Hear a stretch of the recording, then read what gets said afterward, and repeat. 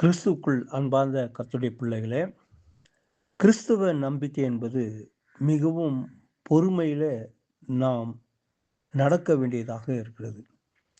எவ்வளவுக்கு நாம் பொறுமையா இருக்கிறோமோ, அவ்வளவும் நம்முடைய விசுவாசத்தை நாம் காத்து, கர்த்தருடைய நாமத்தை மகிமைப்படுத்தவும், அவருடைய சித்தத்தை நிறைவேற்றவும், நம் வாழ்விலே பரிபூர்ணமான எல்லா வகையான ஆசீர்வாதங்களை பெறவும், பொறுமை என்பது கர்த்தருடைய பிள்ளைகளுக்கு மிகவும் அவசியமாக இருக்கிறது. யோபுவின் வாழ்க்கையில அந்த பொறுமையை நாம் பார்க்கலாம். யோபு 13ஆம் அதிகாரம் 15வது வசனத்தில, அவர் என்னை கொன்று போட்டாலும் அவர் மேல் நம்பிக்கையாய் இருப்பேன். ஆனாலும் என் வழிகளை அவருக்கு முன்பாக ரூபகரமாய் பண்ணுவேன் என்று சொல்லி அவன் சொல்லுகிறான். ஆம் அருமையானவர்களே, கொன்று போட்டாலும் சரி, நான் இதில் நிலைத்திருப்பேன் என்று சொல்லக்கூடிய அளவுக்கு யோபுடைய வாழ்க்கையில பொறுமை அவன் கடைப்பிடித்தவனாக இருந்தான். யோபை பற்றி நாம் யாவரும் அறிவோம்.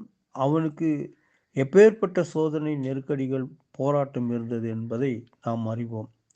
அப்படிப்பட்ட சூழ்நிலையிலும் அவன் கிறிஸ்துவின் பேரில், தேவன் பேரில் வைத்த நம்பிக்கையில அவன் மிகவும் உறுதியாக, பொறுமையாக இருந்தான். அவனுடைய வாழ்க்கையில வெற்றியை அவன் கண்டான். ஆக யோபு தமது ஆழ்ந்த விசுவாசத்தின் மேல் அமைந்திருந்த அசைக்க முடியாத நம்பிக்கையிலிருந்து வெளிப்படும் வெள்ளி சொற்கள் இங்கு பார்க்கிறோம். அவர் என்னை கொன்று போட்டாலும் அவர் மேல் நம்பிக்கையாய் இருப்பேன். ஒருவரை ஆழமாக நம்பிக்கொண்டிருப்பதை வெளிப்படுத்த இதனை விட சிறந்த சொற்கள் இல்லை. யோபை தேவன் தண்டிக்கிறார், நொறுக்குகிறார் என நண்பர்கள் குற்றம் சாட்டினர். அச்சூழலிலும் அவர் தம்மில் ஆராய்ந்து பார்த்து அவர்கள் கூறிய குறிப்பிடத்தக்க எந்த பலவீனத்தையும் காண முடியவில்லை.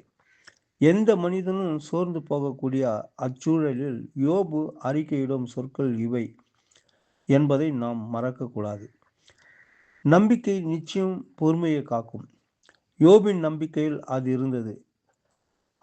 யாக்கோபு 5ஆம் அதிகாரம் 11வது வசனத்தில் நாம் வாசிக்கலாம். கிறிஸ்தவன் நம்பிக்கையும் இத்தகையது என்பதை அவர் சரியான நேரத்தில் வருவார் என எதிர்பார்த்து காத்திருக்கிறோம். அவருக்காக விழிமேல் விழி வைத்து கண்கள் ஏமாறி போவது இல்லை. வாழ்வின் எச்சூழலிலும் அவரை நம்ப நாம் தயங்கக்கூடாது. யோபின் சொற்கள் நம் மனதில் எப்போதும் மின்னிக் கொண்டிருக்கட்டும். அவை மரண இருளின் பள்ளத்தாக்கில் மிகுந்த தைரியத்தையும் வழங்கும் என்பதை நாம் மறந்து போக வேண்டாம். என் மீட்பர் உயிரோடு இருக்கார் என்று சொல்லி நான் விசுவாசிக்கிறேன். அவரை என் கண்கள் காணும் என்பதையும் யோபு அவருடைய சோதனையில் சூழ்நிலையில் மத்தியிலும் மீட்பரை அவர் எதிர்பார்த்து கொண்டு என் கண்களால் அவரை காண முடியும் என்ற நம்பிக்கை அவருக்குள்ளாக இருந்தார் அளவுக்கு அவர் மிகவும் பொறுமையை காத்து கொண்டார்.